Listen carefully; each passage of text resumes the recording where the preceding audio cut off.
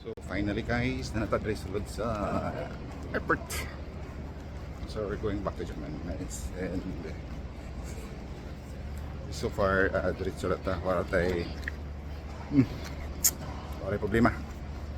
So all OEC, passports, then at refund 1,050 from boarding pass.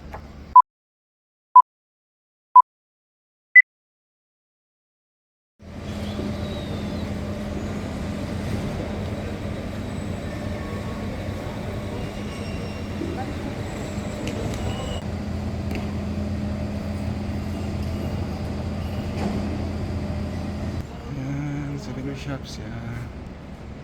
Okay. So duty free Philippines.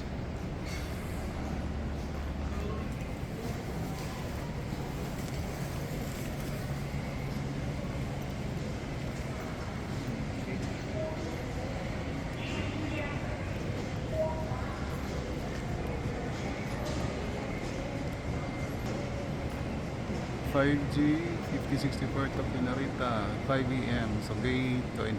So proceed na sa gate 21 guys.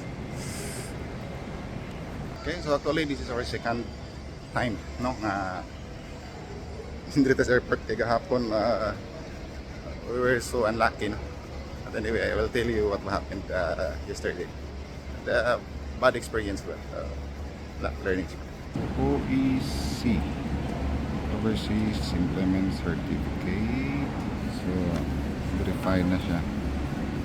So, Pacific 5D 5064. Okay, so while waiting sa to ang boarding guys, close pa man ang gate. No, so ako lang share lang ako ang experience no gahapon. Actually gahapon supposedly ang flight. And then naka Air Asia ko. Kanya sa'yo minabot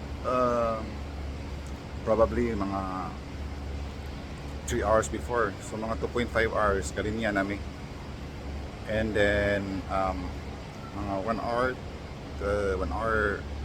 30 minutes, so anagid, so mga less than 1 hour na lang siya handod give priority. Pero dili ko ginuta kay linya no, ako sa tunga-tunga. Tungod sa kadugay, no, kay duha ra serve niya daghang kayong pasahero. It was a connecting flight, no, so magbiya Manila mi, then Manila Narita. So from there sa linya mga less than 1 hour, no, ang linya hay dito sa Air Asia. Eventually sa ako ng turn, as usual, nangayo sila sa passport, okay, before ka ma-release ang boarding pass. Then what happened was, wala ko'y OEC, wala ko'y kopya sa OEC.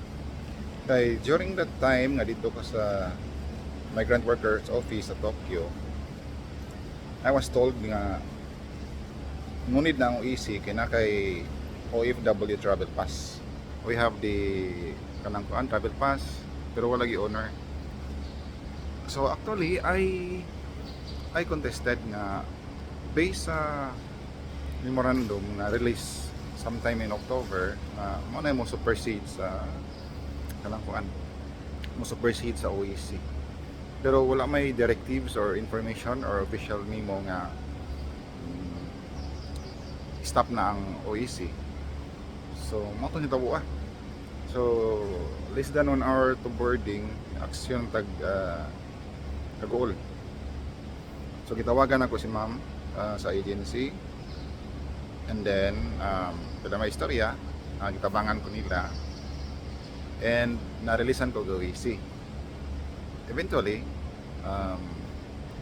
pag release sa OEC, dagandagan ko balik sa check-in. And sirado na.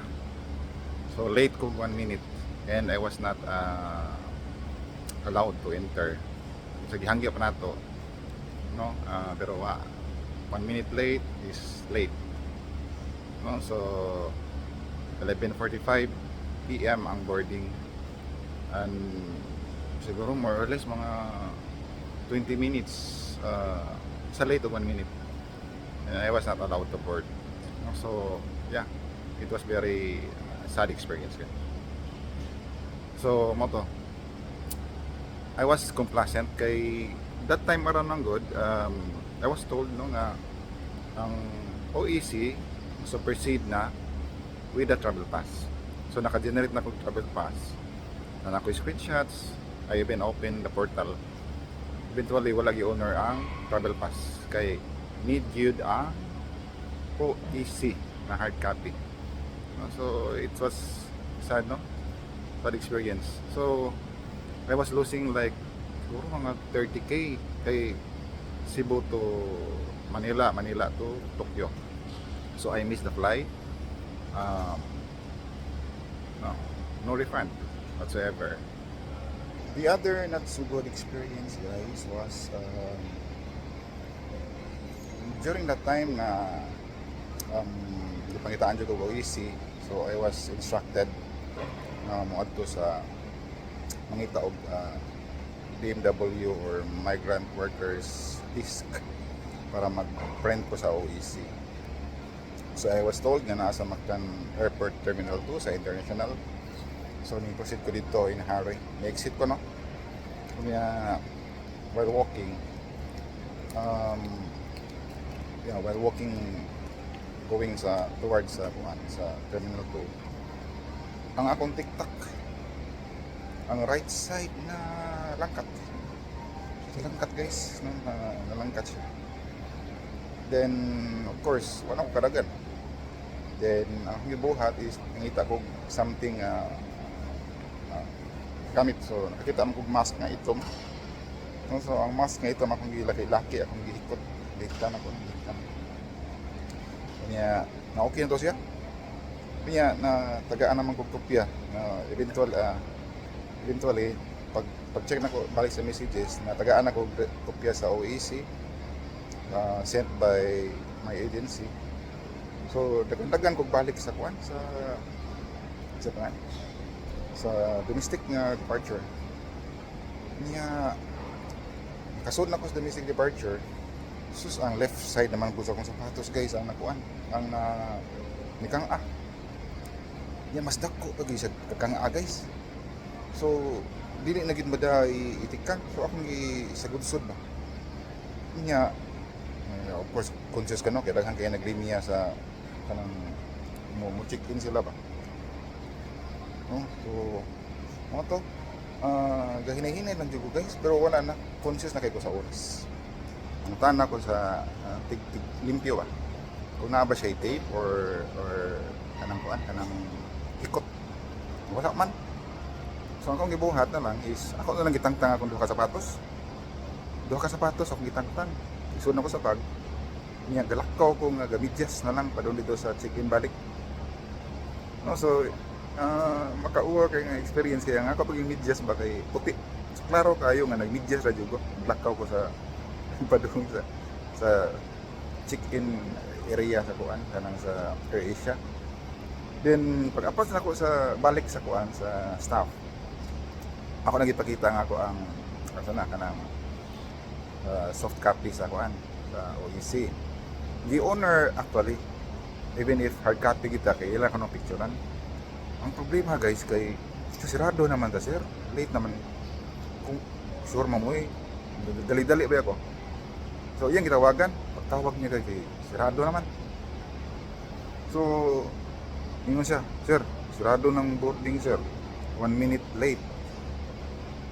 So I tried to contest ba, hangyo ko nga pwede ko makasud kay mahal kayong ticket nga atong malos, but wala again. So that's one embarrassing experience, no? Kuan ba kanang sakana nagmidyas pero okay paki ato ako nga lang ato nga makaboard lang dito pero na deny wa sad experience.